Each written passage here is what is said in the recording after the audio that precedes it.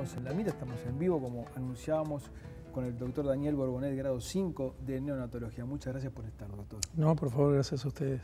Cuando Yacheto tiró ese tema sobre la mesa, tremendo y delicado tema, y planteó que tenía que haber un debate, lo primero que me pregunté fue, pero ¿cómo? Si tenemos que debatir esto es porque no hay una posición tomada. Y los médicos deben estar haciendo cosas, se están haciendo, sí, se toman decisiones. Sí, este es un tema tan sensible como complejo. Y creo que cuando el profesor Yacheto lo planteó, y comparto totalmente su opinión, el debate debe ser qué debemos realizar para mejorar nuestros resultados. Y ese es el debate. El debate no es si los dejamos vivir o no. No, en absoluto. Y las palabras de él fueron dirigidas a eso. El debate es para mejorar. ¿Qué debemos hacer para mejorar resultados en determinada población que hoy pensamos que deben ser mejorados? La discusión está en el entorno de las 24 semanas de gestación. Sí, yo diría que la discusión, para hablar de una discusión hay que mirar y dar una mirada histórica de dónde vinimos, dónde estamos y hacia dónde vamos, cuál es nuestro horizonte en un tema difícil de encarar y más aún para opinar a la opinión pública. Pero está bueno que se informe a la opinión pública. No empezó ayer ni hoy, lleva décadas a nivel de nuestro país, a nivel regional y a nivel mundial. Y la prematurez ha sido un desafío que cada país ha ido sorteando a medida de sus propias posibilidades. Nosotros no podemos tener las mismas cifras que quizás tengan algunos centros privados de algún país desarrollado, pero sí tenemos muy buenas cifras con respecto a nuestro contexto latinoamericano. Y eso es algo que tiene que quedar claro. En los últimos 25 o 30 años se avanzó mucho porque la perinatología avanzó mucho. El diagnóstico prenatal, el determinar si el feto intraútero tiene riesgos de estar dentro del útero y es necesario sacarlo antes de tiempo. Usted me decía fuera de cámaras que ahí es mucho más importante la discusión que después de que nace. ¿Por qué? Explique un poquito por qué. Porque después de que nace, los neonatólogos no tenemos ninguna duda. Le brindamos todo lo que se debe brindar. Ni los neonatólogos, ni las políticas institucionales de nuestro país. Le brindamos todo lo que se va a brindar. ¿Cuál es muchas veces la duda y la complejidad? Es cuando se está frente a un embarazo cuya edad gestacional es desconocida y puede estar en esa zona gris de periviabilidad, en donde las conductas a tomar para esa madre con el feto in útero pueden llegar a ser diferentes si son 22 semanas a si son 25 semanas. Pasa cuando son embarazos no controlados o mal controlados, que no tienen una fecha de última menstruación cierta, segura, confiable, ni ecografías precoces. Y la conducta es muy diferente. A veces puede terminar con una cesárea, si es que el producto lo consideran desde el punto de vista perinatal viable, o a veces no, y culmina como han culminado muchos óbitos fetales durante muchas décadas.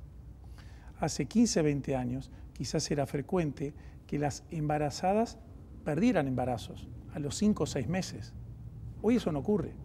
A los 5 o 6 meses, si se diagnostica que hay una hipoxia fetal, indudablemente hay que sacarlo, tomar medidas perinatales y que el neonatólogo en STI le brinda las mayores posibilidades.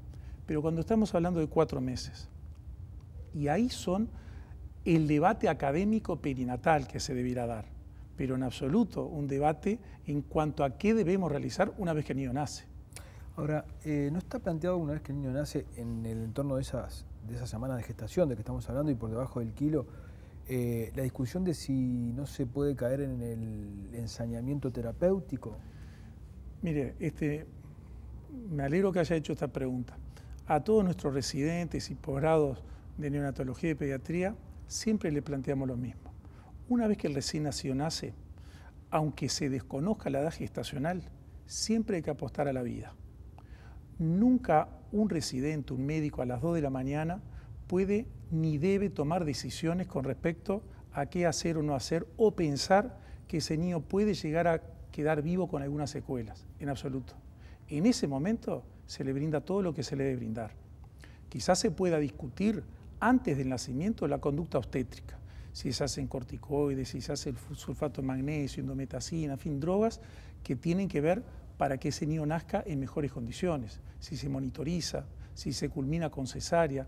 Ese es un tema. Una vez que nacen, no hay dudas en el país sobre el sistema sanitario, lo que hay que hacer. Se le brinda lo mejor que se le puede brindar. Ajá. Y eso depende de dónde usted también esté.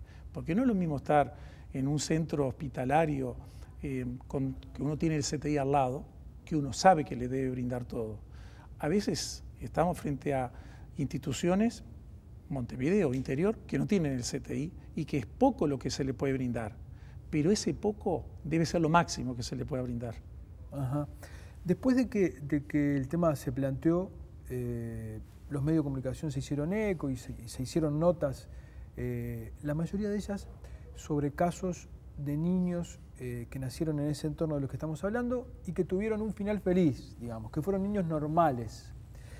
Y me da cosa usar esa palabra, usted se sonríe, lo quiero vulgarizar para que se entienda, digamos, ¿no?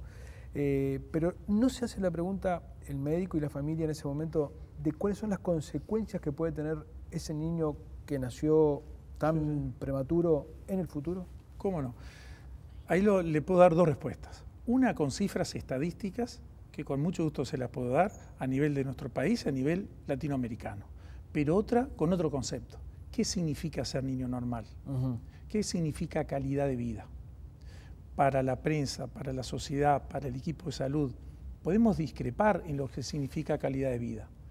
Pero para esa madre, para ese núcleo familiar, ese hijo que haya quedado con alguna morbilidad, con alguna patología, que puede ser quizás que escuche menos, que vea menos o que no vea, pero es su hijo. La percepción de calidad de vida para esa madre, para ese núcleo familiar, que ese hijo lo tiene en un cuarto, en una cama, tiene su lugar, es su hijo. Y esa vida es tomada con alegría, con felicidad. ¿Cómo nosotros, desde el punto de vista médico, podemos plantear lo que significa buena o mala calidad de vida para tomar determinadas decisiones en el momento de nacer? Por otro lado, no nos corresponde. Pero desde el punto de vista estadístico, por debajo de 1 kilo en la red de Neocosur, de maternidades del Cono Sur, en donde está la maternidad nuestra del Hospital Pérez Rosell, por debajo de 1 kilo, nosotros tenemos que tener claro que casi 1/3 de esos niños quedan totalmente normales, para dar la palabra que quizás sea más adecuada. Otro tercio puede quedar con algunas alteraciones leves y 1/3 puede quedar con moderadas o severas. Pero cuando nace el niño, ese niño, ¿en qué tercio va a estar?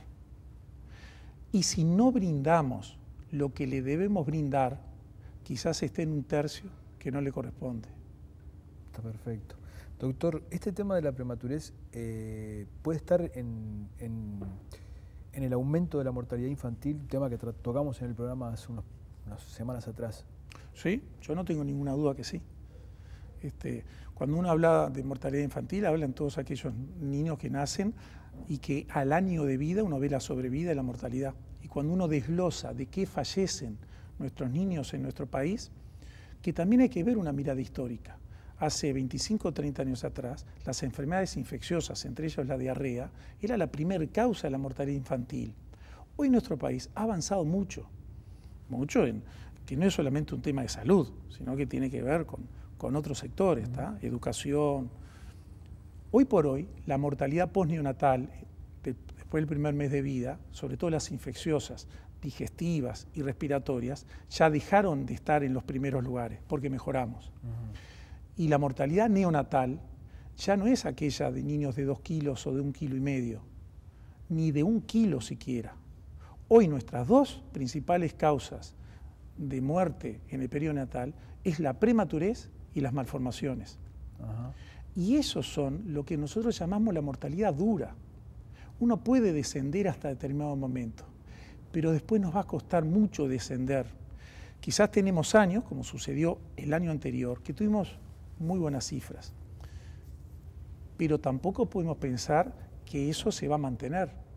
¿Qué es lo que se puede hacer para prevenir la prematurez? Bueno, yo creo que ahí está el tema.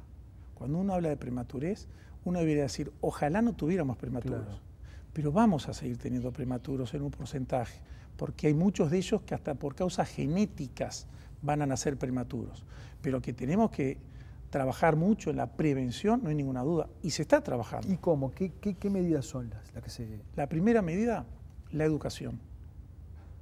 Si nosotros trabajamos como se está trabajando en educación, también estamos trabajando en salud. Educación sexual. Tenemos que trabajar en los conceptos de la educación sexual, no en el joven, sino en el niño. No en el liceo, sino en la escuela, en donde allí está la base de la información y la educación. ¿Para qué?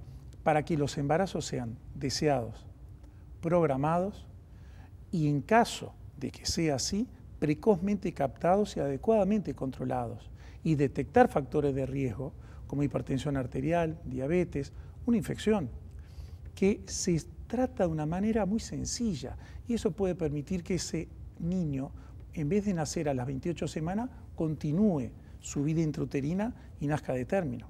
No tenemos ninguna duda. Primero que nada, la educación. Luego, la prevención secundaria. Y eso también depende mucho de la sociedad. Si sabemos que tenemos en nuestra comunidad, en nuestro barrio, en nuestra manzana, en nuestra calle, una embarazada, la pregunta, ¿te estás controlando? Es indudable que hay una población que es difícil, que a pesar de todas las medidas que se están tomando y que estamos tomando, nos cuesta llegar, nos cuesta. Hay un porcentaje que tiene cero control, que llega al nacimiento sin ningún control. Y ese porcentaje de cero control en estos prematuros que estamos hablando, estamos convencidos que un porcentaje de ellos, con un embarazo adecuadamente controlado, hubiera llegado a término. Tampoco hay que estigmatizar a las madres que tienen hijos prematuros, porque a pesar de tener buenos controles, un porcentaje de ellos va a seguir siendo prematuro. Pero creemos que hay un porcentaje que baja, pero hay otro porcentaje que va a aumentar. ¿Por qué digo que van a aumentar los microprematuros? Porque hoy los obstetras tienen una conducta perinatal para la vida, y cuando ven fetos en el límite de la viabilidad, que pueden morir intraútero, deciden apostar a la vida y sacarlo con una prematurez extrema, que quizás el problema es trasladado a los neonatólogos, pero creo que ese es el camino. Si nos hubiéramos detenido en la década del 80 con los de 1500 gramos, ¿qué hubiera pasado? Y hay caminos que no sabemos cuál es nuestro horizonte, pero es ninguna duda que el debate es a cómo hacer para seguir mejorando. Doctor, le quedo muy agradecido por su presencia. No, por favor, a las órdenes.